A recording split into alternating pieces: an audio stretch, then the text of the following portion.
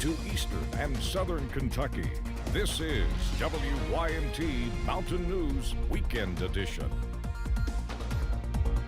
Good evening, I'm Amelia Lee. Police in Letcher County are still investigating the death of District Judge Kevin Mullins. Letcher County Sheriff Mickey Steins has been charged with his murder. Kentucky courts are still looking for a judge who can hear the case. Normally, arraignments in Letcher County would be heard by Judge Mullins, the victim. Commonwealth Attorney Jackie Steins says the arraignment will be this Wednesday at 11 in Carter County. Hundreds of people are paying their respects to District Judge Kevin Mullins. Friends, family, and loved ones gathered at Jenkins High School to remember him. Gernard Kinzer Jr. is the former mayor of Jenkins. He is also a longtime friend of Mullins. He says he was shocked when he heard the news, describing Mullins as a nice person that wanted to help people. Kevin was, he was kind. He wanted to help people, and he spent most of his career doing that. Coming up tonight at 11, hear continued reaction about Mullins' death and how people are remembering him. Continuing that remembrance with folks in Letcher County. Today, the community came together, and as WYMT's Austin Hicks explains, they are trying to take the first steps in healing after Thursday's shooting. One community has been reeling after the murder of District Judge Kevin Mullins on Thursday. Members of the Graham Memorial Presbyterian Church say the best way to heal from the shocking event is to come together in prayer. To show support for one another, to love one another, and to remind, sometimes we need a reminder that God's here. Because things get so bad, we're like, where's God in this? What's going on? And we need the community to say, God is here. When we can't remember that ourselves, we need our brothers and sisters to tell us, once again, that God is present with us. For a rural community that faced adversity time and time again, Letcher County relies on each other to get through the hardest times. Even in strife and difficulty, we ultimately, because we live so close together in proximity, we know each other. So in moments like this, we put a lot of those things aside, a lot of that anguish and fear and everything, and ultimately recognize each other for who we are, which are neighbors. Those at the gathering say coming together in worship shows what makes the people in the mountains of eastern Kentucky so resilient.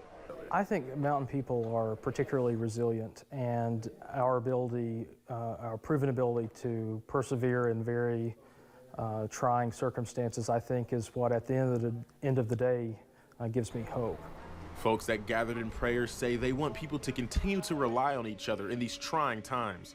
In Letcher County, Austin Hicks, WYMT Mountain News.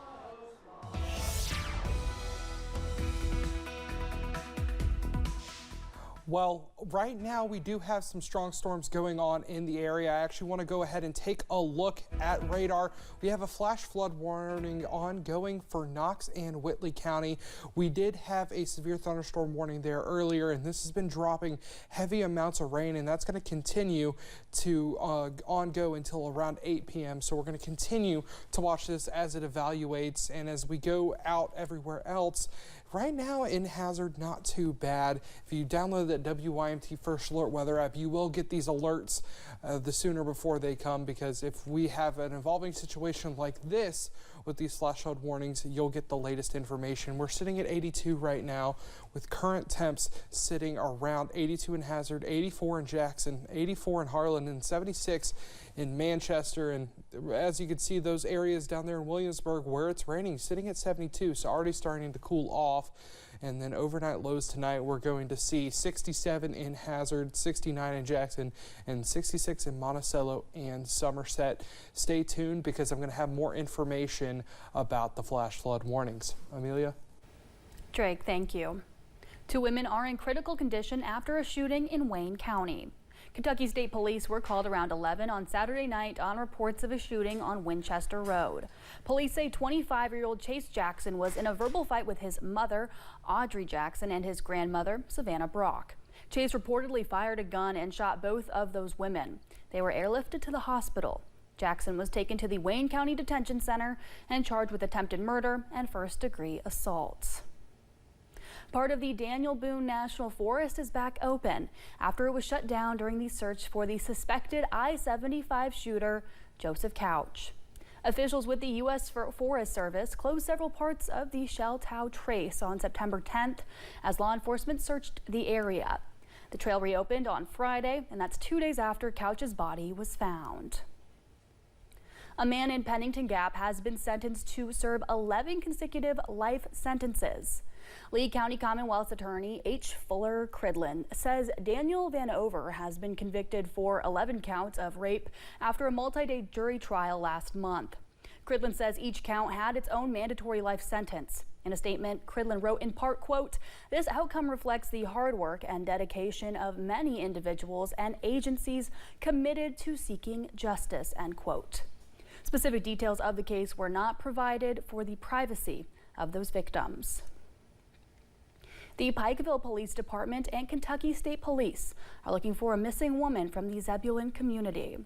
Trish Walters, who you can see on your screen, is said to have been missing since September 15th and was last seen with an unknown man. She has been in Pike County, Ashland, Hazard, and London. She has dark hair, a facial piercing, and tattoos that are visible on her arms. She is said to drive a silver Chevy Spark. Anybody with information is asked to contact the Pikeville Police Department at 606-437-6236.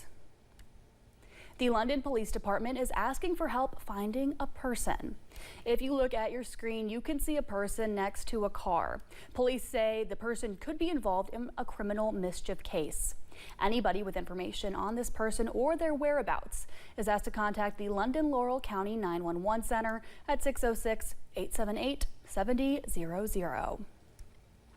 A new online blackmail scam has been reported in Virginia, impacting email accounts.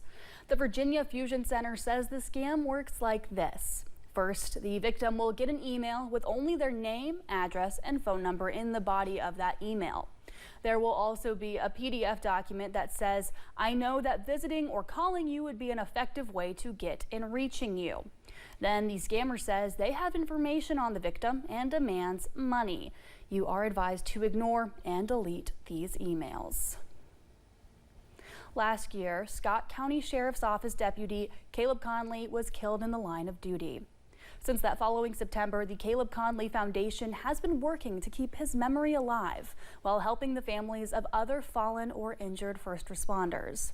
Today marked the organization's largest event yet, the Caleb Conley Memorial Run, and Alyssa Williams was there. Sunday marked a day of giving back to the families of the loved ones who gave everything to their communities as the first Caleb Conley Memorial Run took place in Scott County.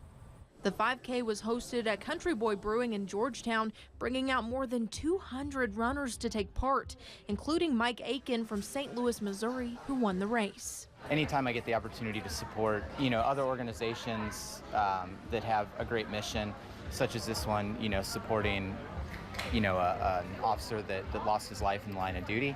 That's huge to me. Caleb Conley Foundation Executive Director Andrew Doyle says the foundation creates memorial bracelets for the families and departments of fallen or injured emergency service workers. And thanks to events like this, he hopes to extend that support even further. Our goal is at the end of the year to be able to provide financial support for the line of duty injuries or deaths in the state of Kentucky. Also in attendance was the president of the Kentucky chapter of Concerns of Police Survivors, Craig Sutter. He says seeing so many people come out to an event like this is inspiring.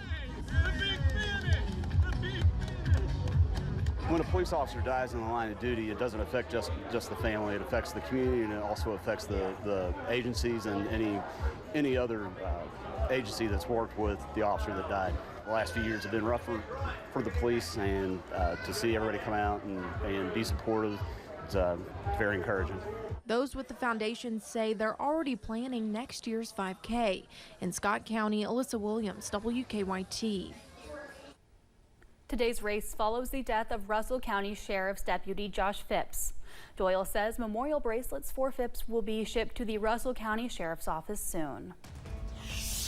Coming up, the holidays are right around the corner, but how are your travel plans going to be impacted? We have that answer next. And strong to severe storms continue in eastern Kentucky. I'll have another look at radar and how much rain we can get over the next week. Stay with us.